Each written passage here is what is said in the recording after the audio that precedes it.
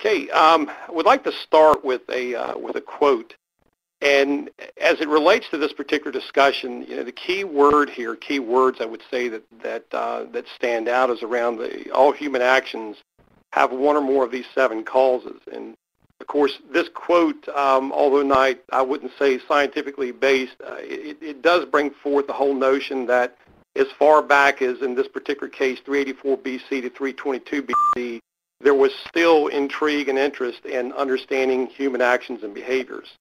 And again, as we will go through this today, this discussion will very much walk that same path. And again, we'll be asking some of those same questions as to how do we more effectively understand the sources of motivation and again, why people do the things that they do. Okay. The objectives are fairly straightforward. And they're fairly simple. What I'd like to do is to briefly just talk about what plateaued safety performance is, what it looks like. I know with a number of the companies, clients, and sites that I've dealt with, this is not a common term, and some folks really don't understand what it means. So we're going to take a few moments and talk about that. We're going to also go into some detail as to why it occurs, why do plateaus occur. And then most importantly, we're going to end with some discussion as to what you can do about it and how you can positively shift performance. Again, as Ed mentioned earlier, we're going to use the basis and the backdrop of more current social science as a means of achieving that. Okay, this chart, as you can see here, and I always want to be very careful in explaining what this represents. This is a representation of what you may see in a typical company around a total recordable injury rate. Various companies call it different things, but at the end of the day, this is the number of injuries that a company may expect or it may experience for every 100 employees working in the course of a year. And it's normalized over 200,000 hours. And again, what you'll see here is a representation of what typically occurs. Many companies have good safety performance or advanced safety performance, and they may start out with an injury rate of 7 injuries per 200,000 hours, and over the course of some very strong management techniques, they may drop that very quickly. But what we typically see, and again, it's not only within DuPont, outside DuPont, what we typically see is that companies will get around that 1, and they sort of level off, they plateau. And that's a great source of frustration because quite often companies keep going back to the same tools, they keep going back to the same efforts, and in many cases they actually increase those efforts, and at the end of the day they seem to find themselves frustrated because they still have injuries. And of course DuPont is not immune to that, and that's one of the primary reasons why DuPont elected to go and seek answers. Okay, how do we get to that next level, and how do we break through that plateau? So a lot of what we're going to be talking about today is the process of discovery that we went through and some of the bits of information that we found that we will be using as we attempt to move move ourselves in a forward motion, again, to improve safety. Ultimately, as you can see, our goal is to get down into that region, as shown with the purple line here, and to sustain that. And again, we recognize that in order to do that, we're going to have to do some things differently. We're going to have to do some things more effectively. So again, we'll be exploring some of that momentarily. But that's the performance plateau. And again, it's very important that you at least have some basis for what we're trying to achieve. Okay. As we talk about our traditional methods of managing safety, it's interesting, the term behavioral-based safety, or BBS as it's commonly called, is certainly nothing new, and in many areas it's recognized as cutting edge, even today in terms of safety practice. Interestingly enough, behavioral-based safety is deeply rooted in a form of psychology called behaviorism. And behaviorism is, again, was mainstay. It was primarily associated with the 1940s. Quite a bit of the work that we see today in our practice of occupational safety is related to work that B.F. Skinner did with the rats in the maze and the pigeons. And, it's interesting, the concepts of how we traditionally manage safety are very simple. You set forth an expectation, you have an observation process, and you provide feedback. And this approach, this methodology that I'm going to be talking about today does not discount that. That method does work. What we believe and what we feel is that, however, to improve and to move beyond, we have to have this as a basis, as a foundation, if you will, strong behavioral-based systems, but we also have to explore other opportunities in other areas to more effectively influence and motivate our workforce. Okay, building on that, traditional methods of managing safety are very much extrinsically based.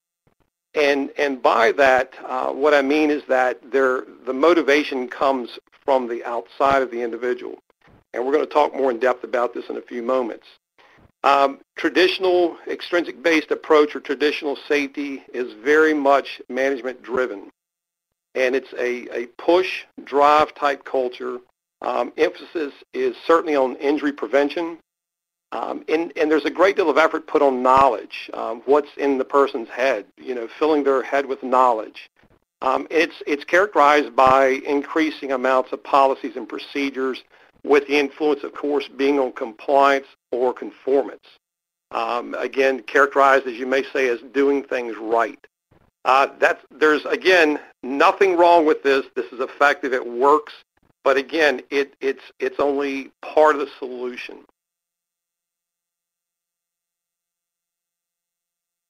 Okay, let me go here. Okay. As we think about and as we work our way through this discussion, there's several things that we have to bear in mind that are going to deeply relate themselves to where we are going to be taking this discussion. And first and foremost, injuries are primarily the result of actions, and I've put a range here of 85 to 95%, and again, I don't know if there's ever been any confirmed study that's universally accepted as to what that number is. However, it is universally accepted that injuries are primarily the result of actions or a series of actions.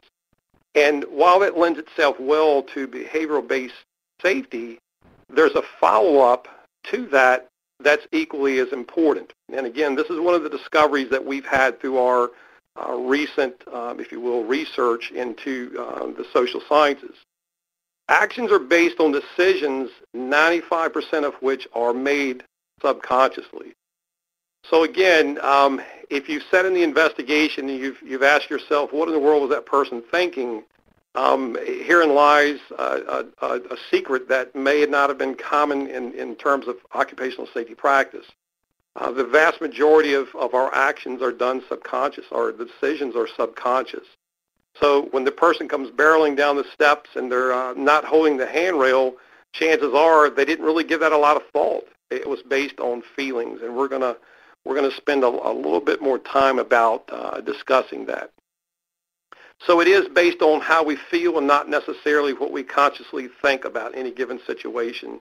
And again, this is one of the primary pieces of information that does not necessarily lend itself well to a truly and exclusively behavioral-based approach.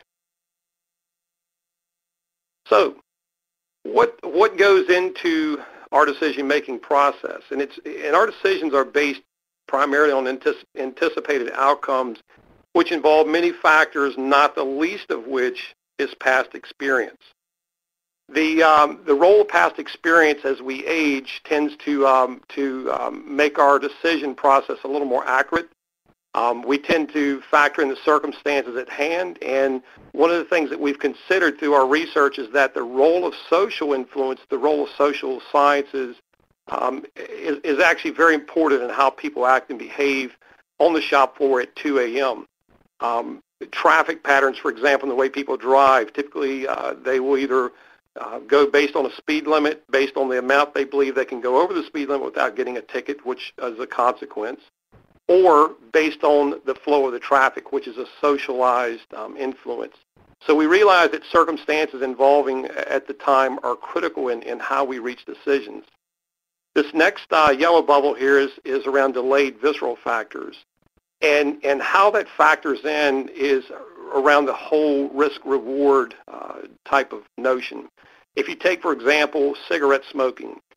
Cigarette smoking is a classic example of which most people can relate to that has delayed visceral factors. The perceived benefit of smoking a cigarette is it's instantaneous. There's the gratifications of social status. There's a number of reasons why people would pick up cigarettes for that first time. But the visceral factors, the actual consequences, the negative consequences can appear many years down the road. So again, that's how that habit can form, and how it would, again, if you look at the social science behind it, that's how that can occur. The green bubble here is with regard to inconsistent visceral factors. And this is more important now than ever in terms of our experience within DuPont. If you look back 20, 25 years in DuPont, we had layers of management, in some cases multiple layers of management. And like many companies, we're a much flatter organization. We have a much flatter operating structure than we've ever had. And the inconsistent visceral factors in terms of being able to provide feedback, and if you remember a while ago we talked about behavioral-based safety being setting clear expectations, an observation process, and then the feedback process. If you're missing layers of management, or if you're flatter than you were before, or if you have remote workforces, this inconsistent visceral factors suddenly become very important, because you're not able to give the consistent feedback that you need to drive the change in that behavior. But recognizing as well that visceral factors or feedback can come in the form of intrinsic experience.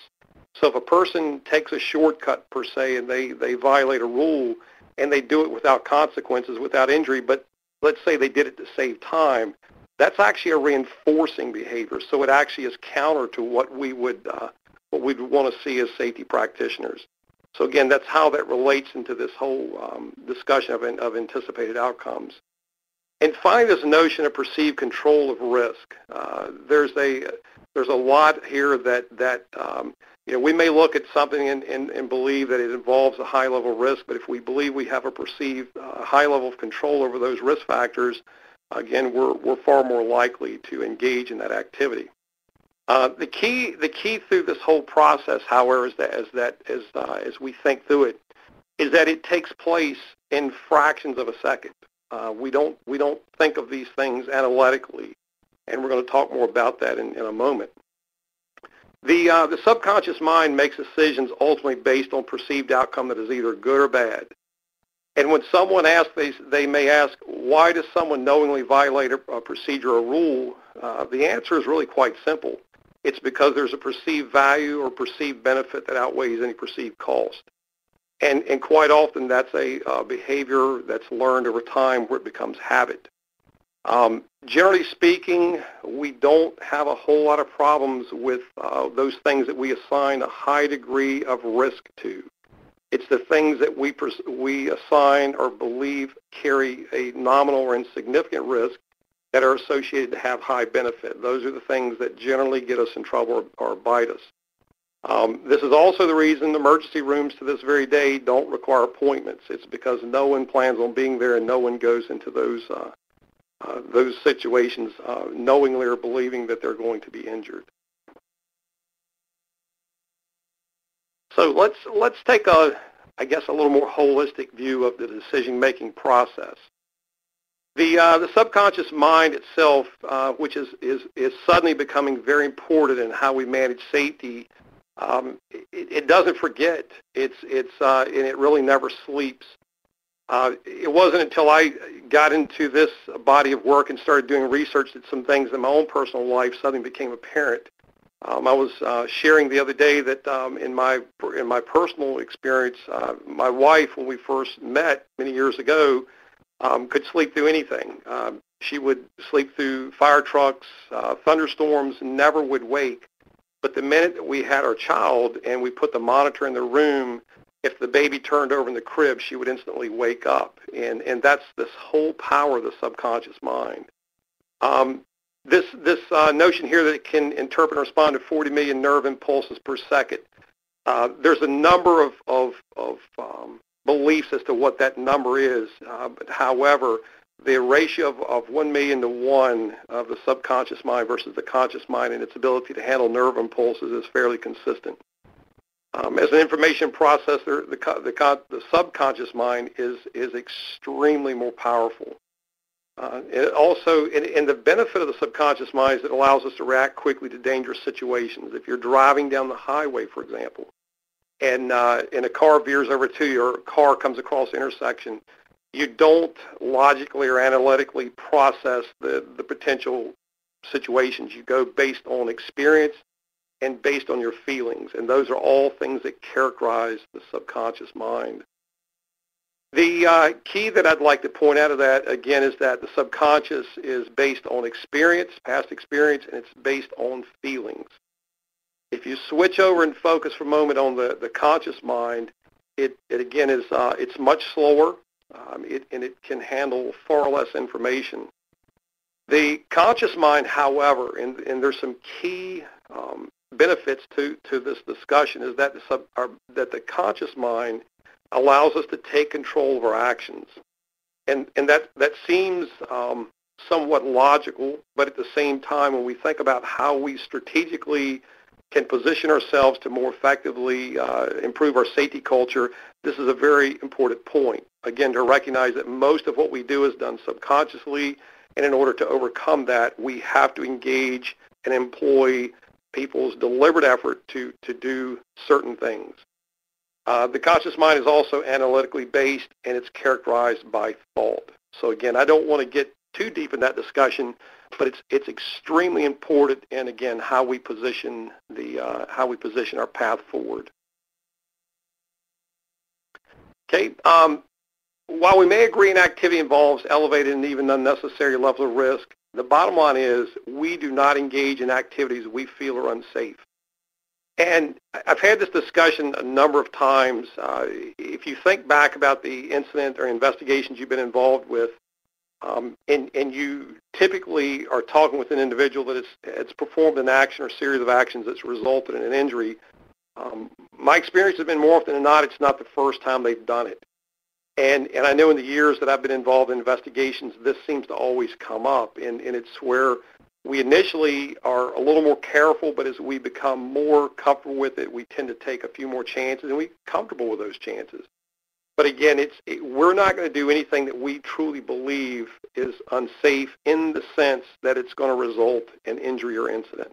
Again, we may acknowledge that there's an elevated level of risk, but we're not going to engage in things that we believe are going to ultimately end up in injuring us. And that's a very important point, because when you talk with folks on the floor, you see someone, for example, not wearing the correct PPE. If you talk to them, you characterize it as being exclusively unsafe. Quite often, there's a disconnect there, because their experience, remember, their experience, as we talked about before, suggests that may not necessarily be the case, that they somehow or another have the ability to control the risk factors, or they may have a knowledge that supersedes yours, for example, as a person making the contact. So again, where we would like to go, and where we're trying to take this within DuPont, is that we want to engage in a discussion around the level of risk involved, and try to meet that person where they are and more effectively share with them how we might be able to lower the amount of risk that they're willing to take, which again is an entirely different discussion. Here's a quote by Mark Twain, one of my favorite writers. It ain't what you don't know that gets you in trouble, it's what you know for sure that just ain't so.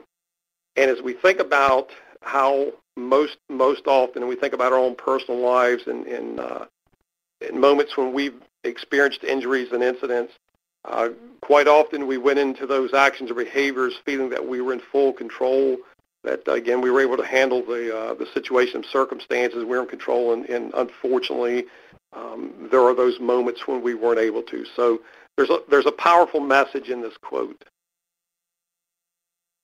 So the key, and this is going to be a point where we're going to start transitioning into a little bit more current thinking as it relates to occupational safety, and in particular bridging the gap that exists between the practice of safety and social sciences. Moving beyond plateaued performance is not about more effective safety management. It's about more effective leadership. And this is a very, very important point. As we think about the journey and we think about the years of frustration, if you will, where we ended up the year versus the year before, while we may have had slight improvements, we still did not have the order of magnitude of improvement that we had hoped or desired. And again, this is very much personal as it relates to our experience within DuPont. So we've had to go back and try to understand what it takes to become more effective at leading. And as we think about safety, safety management practices are foundational. They're the basis. They're the underpinning for your safety culture. But this whole notion around leadership and how you engage, how you inspire, and how you motivate, and ultimately how you engage intrinsic motivations is really key. This chart here is referred to within DuPont as the DuPont-Bradley curve. And I do want to spend just a moment as we relate this to where any number of companies could be. The way it's set up here is the horizontal axis represents where a company may be on their particular journey, whether it be reactive, dependent, independent, or interdependent. Ultimately, we want to be world-class, far-right interdependent. But at some point, everyone begins their journey on this curve. The vertical axis here represents injury rate, and yet there are certain characteristics that we've associated with this. The reactive column is very much based on natural instincts. Again, you're just reacting to your surroundings or circumstances. The next column, which again is where we start seeing a higher percentage of companies, is in the dependent column. And that's very much supervisory driven. That's, again, as we talked about a while ago, if you're relying exclusively on a behavioral-based approach and that alone, that's being driven by management. And it's very much a compliance, conformance-based culture. While it's necessary and while it's important, it alone will not get you all the way to the right. As you start moving to the right half of this curve, you'll notice that at the heading above independent, you start characterizing it by the individual. And at this point, you've gone from a compliance-based culture to a commitment-based culture. And that's a big jump. That's when your organization will begin transforming. And at this point, you have folks that are doing things not because they have to, but because they want to. And ultimately, that's the beginning of moving in the direction of where you can get to the next column, which is interdependency. And that's when the team is engaged at that point, and the team being comfortable with approaching me or someone else and saying, look, you need to have your safety glasses on in this area. There's sparks, there's flying debris, any number of things. And that's ultimately where we want to go with this. So in order to get to that right half side, you really have to be able to engage far more effectively the individual and collectively the team. And so we're going to spend a few minutes talking about that. We talked early on about the various types of motivation. Extrinsic or external motivation is how we've traditionally managed safety. Again, you have a manager has an expectation, we observe for conformance or compliance, and we provide feedback. What we need to do in order to reach true interdependence and to break through our plateau is we've got to more effectively engage intrinsic motivation. And that's the motivation that comes from within. And we talked about a while ago that the individual has to do it because they want to. And they have to feel inspired, they have to feel motivated in order to do that. Again, an extrinsic only source of motivation or approach is only going to get you but so far. I was meeting with a group of folks recently, and I had a wage roll mechanic. He shared with me, he said there's two ways to do something. He said there's the right way and there's the night way. being in the evening. And I had never heard that quote before, but what he was telling me is that there's a norm, a normalized behavior when no one's observing that exists. And so for us as practitioners of safety, we really want to be able to fix that. And in order for us to do that, especially when you start talking about remote workforces and you start working with workforces where they have thin layers of management where inconsistent feedback can be provided, it suddenly becomes not only important, it's essential to your future success. An intrinsic-based approach is characterized by strong leadership principles. And here we've outlined what some of those characteristics are. It really is about commitment. It's about doing the right thing. Less emphasis on doing it right and more emphasis on doing the right thing. It's about philosophies and principles. And again, not that we're going to discount rules and procedures. We're just simply saying now it's important that we have alignment on philosophies and principles. I was in a discussion this morning, and I shared with someone a employer that I had when I first got out of college. They were very much philosophy-driven, principle-driven, very, very much so. They're a German company. And I was in a discussion. This particular company makes, they're most known for their chainsaws. And I was in a discussion in my early 20s, and a few years ago, I'll say that. And there was a big box hardware type store that came in, and they offered to sell their chainsaws on their shelves. And the vice president that was there making the presentation, he made the comment. He said, look, he said, we will double your sales in 1 year. If you simply put your saws on our shelves, we'll double your sales in 1 year. And the representative that the company I worked for that was there, I'll never forget his response. He immediately, without hesitation, said, we're not interested. And I was floored. I was very young, new in my career, and I was floored. But he made a comment. He said, when we first came to this country, he said, we made a commitment to the small hardware stores all up and down, particularly the northwestern United States. And he said, we had to build trust in them. And he said, when we brought our saws in, nobody wanted them. He said, but we literally sold them to one distributor at a time out of the trunk of a car. And he said, we will not violate that trust. And that was based on a company philosophy and principle. And I will tell you, 20 plus years later for me, I still buy their saws and their tools because of the impact that had on me. So when we talk about how powerful alignment is on principles and philosophies, and we talk about felt leadership, demonstrated leadership, and what it means to make those decisions in spite of what may seem like short-term games, they're very powerful. That same philosophy, the same principles apply to occupational safety. Other characteristics that you will find in an intrinsically based approach is that it really is targeting, it's about feelings. It's about going in through the heart. It's about connecting with someone on a personal, not necessarily or exclusively on a professional level. It's suddenly about safety achievement. We talked a while ago about avoiding injuries. The emphasis with a leadership and an intrinsic approach is on achieving. It's achievement or actually accomplishing safety. It's a pull and inspirational type approach, and it very much is leadership driven.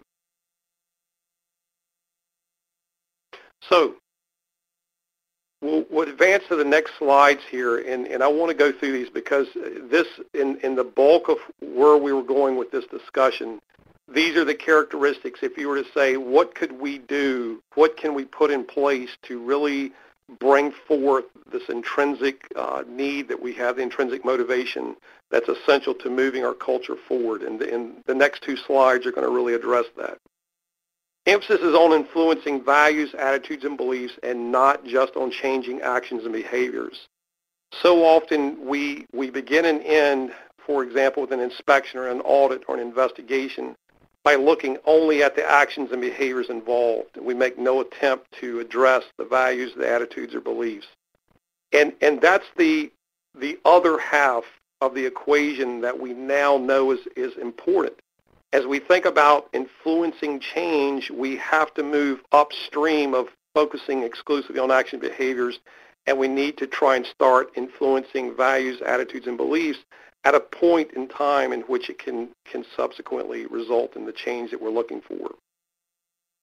Also, any interaction you have, any dialogue you have on the floor with others needs to be absolutely genuine, authentic, and sincere. And that's a prerequisite to influencing change. It's not performance-driven, it's people-driven.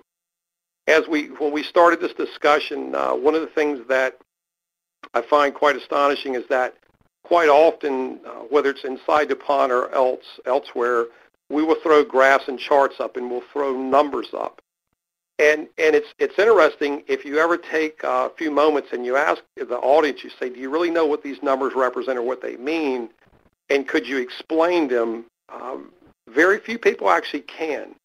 So there's a disconnect. And it's very much about people and moving and what we know about the more modern, more current thinking in social sciences is that if you want to influence someone, you really have to connect with them.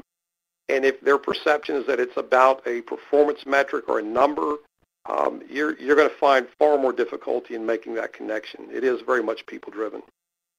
Connecting is through the heart and involves a perceived sense of caring, not just through the head, involving an expectation of compliance. I think about in my own personal journey in my career, I had the distinct pleasure of working with a mechanic a number of years ago, which no one wanted to deal with. As we would say in the South, he was very ornery, wanted to argue about everything. He felt that management was responsible for every problem that had ever occurred on the site. And I would go talk to him about safety, and every time I'd go talk to him about safety, he would have a laundry list of things that management needed to do or had not done. And so finally I put my notepad away, took my pen away, put it all aside, and I just said, I'm going to go find out what makes him tick. And what I found out is that this individual was passionate about hunting. He loved to hunt. So I spent the next couple weeks, I would go by all my tours, and I would just go talk to him about his passion. Within the 2-week period, I suddenly started talking about his family. I started talking about his wife. I learned that he had adopted a child. I mean, this individual was genuinely a very good person, but I had to put my own biases down to get to that point. And the 3 or 4 years that we knew each other from that point until he retired, we actually became very good friends. And he's been retired now about 5 years, and we still to this day at Christmas we'll send cards and we talk. But what I did is I was able to invest in him personally, and I was able to develop a friendship out of that. And it's ironic. Once we got through those barriers, I knew what made him tick, and again we became friends. The message in that for me was that at that point I was far more able to influence him, but it was really at that point not even because I wanted to, it was because we did have a genuine sense of caring for each other. The next chart I've got here is that influencing change is a journey that occurs over time, requiring routine engagement at a personal level, not at a professional level or business level.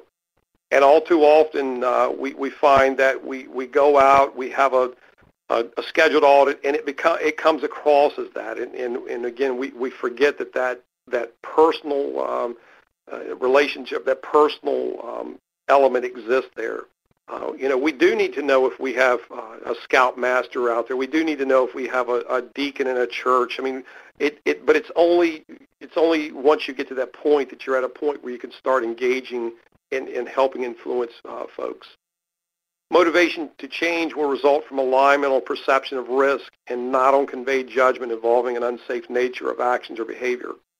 And this is extremely, extremely important, because where you might be able to get agreement and alignment that risk can be reduced personally, if someone has done a task for 10, 15 years and they've taken that same shortcut over and over and over, if you simply say that's unsafe, remember, and we talked about this earlier, their experience tells them otherwise.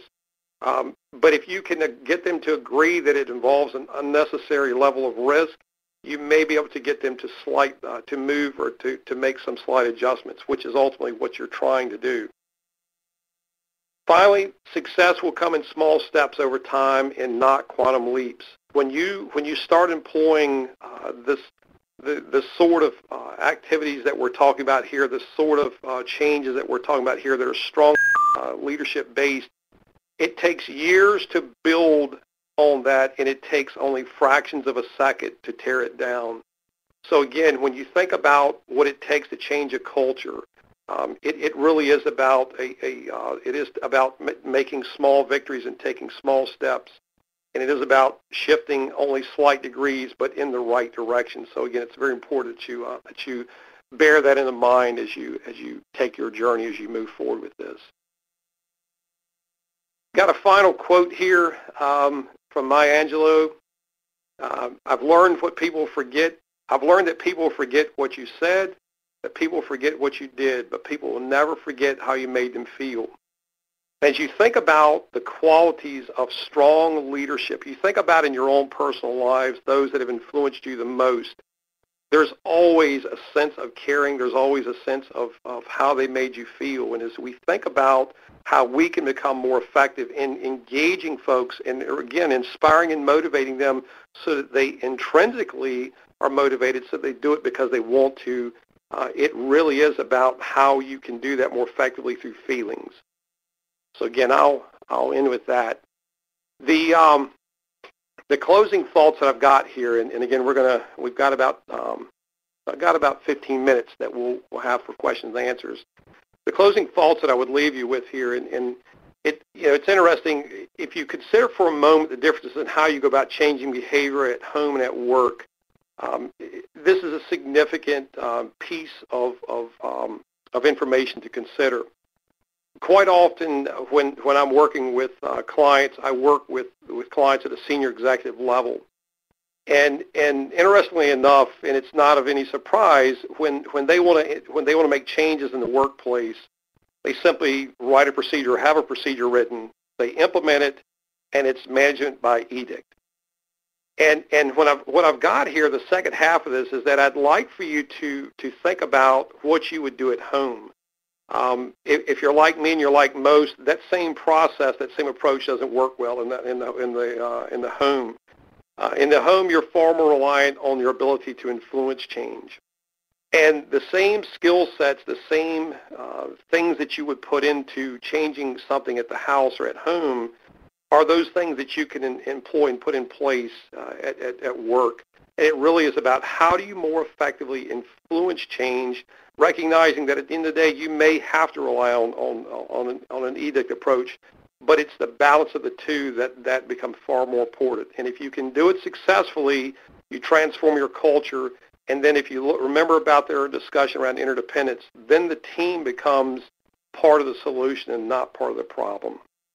So again, I'm going to leave you with that. And again, we'll carry over now to the Q&A session.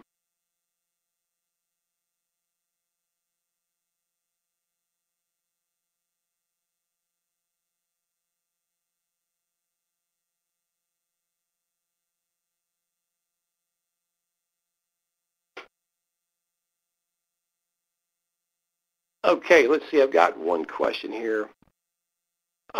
Is this approach only for companies with advanced safety cultures?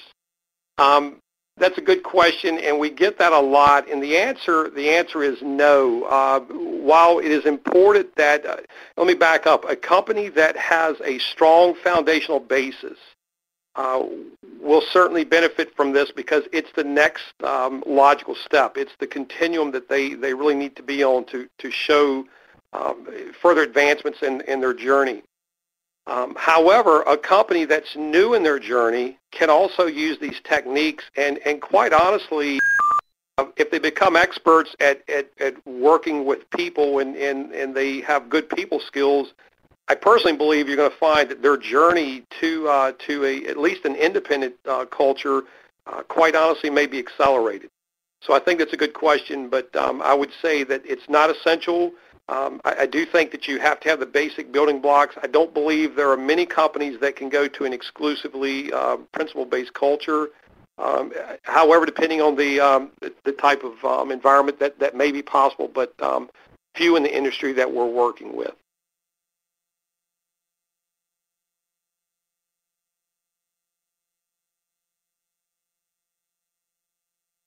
Okay, had a question regarding, you note improvement from a plateau will come in small increments. How do you distinguish these small, or what small increments look like? I think it's very much dependent upon the culture. I think it's going to vary, I would say from company to company, but I think it will certainly vary from could even be from site to site. I'm working with a client now where they are going from one business, and this is a large complex with about 2,200 employees, but they ran a pilot with this particular offering, and they're getting ready to cascade that to other parts of their operating plant now. And I think what you're going to find in that particular case is that they're going to each be on their own journey, because as you think about how the leadership piece of this plays out, you're going to find that some leaders will grasp this more readily, and quite honestly, if you have leadership that really wants to go through the motions, as you start employing some of these techniques, it's going to immediately become transparent. And if you're not genuine, sincere, and caring and authentic, it's not going to translate, and people will see right through that. So I think each company will have their own experience, their own journey. Some will move faster than others.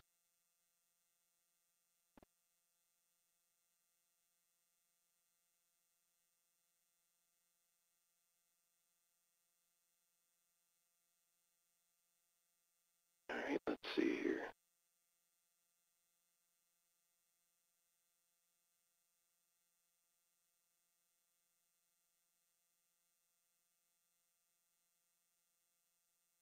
Get to some of these questions here. Okay, had another question here. Is it possible to reach safety interdependence through BBS alone, or behavioral-based safety alone? The path to interdependence, again, is very much a very individualized journey. I personally don't believe that. I personally don't believe if you don't have at least some elements of a more people-based and intrinsically based culture, I don't believe you can get there and sustain it. If your emphasis is on compliance, unless you have just an army of folks to look over shoulders and to make sure that those things are being done, I don't know that you can get there and sustain it. So my belief is no. I don't know that there's ever been any studies, as quite honestly, a lot of this is still in its infancy in terms of techniques. So I think more will come out of that, but I think you have to have a more holistic, a more broader perspective on how you work with individuals. And I think some of the techniques we've talked here today will certainly enhance and enable that. But I don't know that you can do it without at least some advanced people skills or becoming more effective at leadership.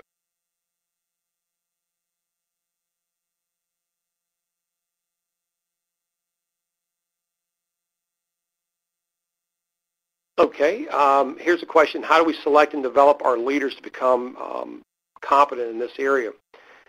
I think in my recommendation is that if you were going to target leadership, you certainly want to get to any point where you have the interface at I would say at the shop floor level. Your first line management certainly would need to have these skill sets. But at the same time, your senior leadership also needs to have, they have their own role. And I was involved in a discussion on this very issue this week. An individual that has responsibility at a plant level was talking about how their capital funding for needed improvements on the site had been withdrawn. And they were citing that in many instances it was directly related to much needed capital work that needed to be done. And so in that discussion, that suddenly becomes very important. So how do you prioritize those funds if you're holding the purse strings? And is your demonstrated where you're spending the money, does it truly demonstrate your commitment to and value to safety? Because again, it's not so much what you say, it's what you do that's so powerful, and that gets again back to the demonstrated leadership. So I'd say any level of management needs it, but they need it very specifically to their role and what they're doing.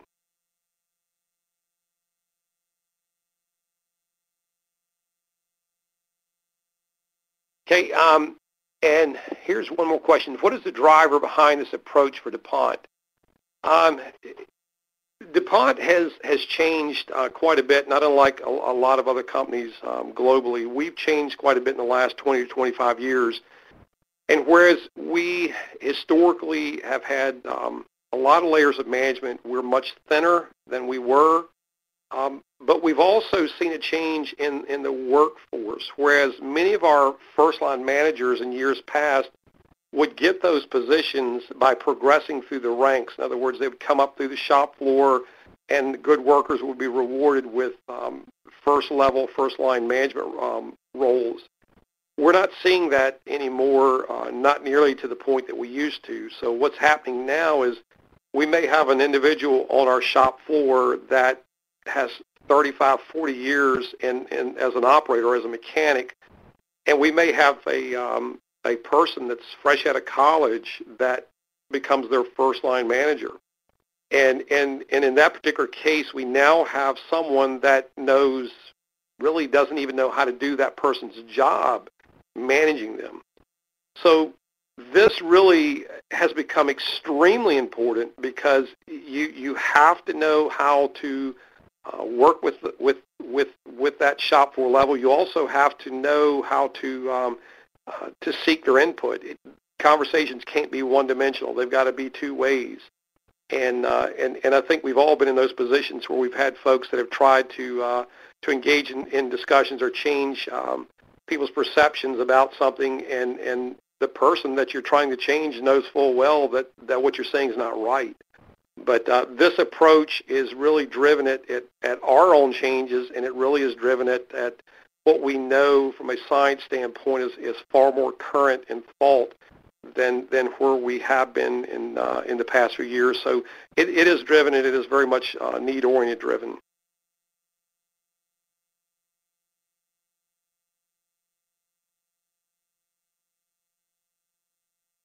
Okay, we had a question around if the presentation was going to be distributed. I think we can share some of the information, and I'll rely on OGM to help with that as to how we do that.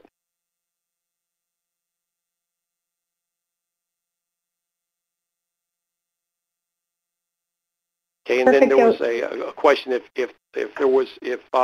a company wanted to consider implementing this, what they would do, or how would they go about doing that. And again, the intent of this is not that we would go out and sell it. We do have it. It is available, and we would be more than glad to work with clients or companies' clients that may have interest in this methodology and this approach. So we would certainly do that. My email address is shown here on this last slide. It's joseph.l.white@dupont.com. If you have questions that were not covered here, by all means, please let me know. Shoot me a note. I'll do everything I can to get you a timely answer back. And at the same time, if you just want to inquire more about this particular offering, by all means, please let me know, and I'll be glad to share with you anything that I can. I look forward to doing that as well. As I've invested about at this point about 14 years in research in this particular area, and I'm intrigued with it. And I quite honestly think that the next frontier in terms of the safety practice really lies in this area. So I think that we're on the dawning of something new. I think in another 5 years or so, it's going to be far more commonplace than it is now. So we are now right at 3:58. I'm going to turn it back over to OGM, and thank you again for your time.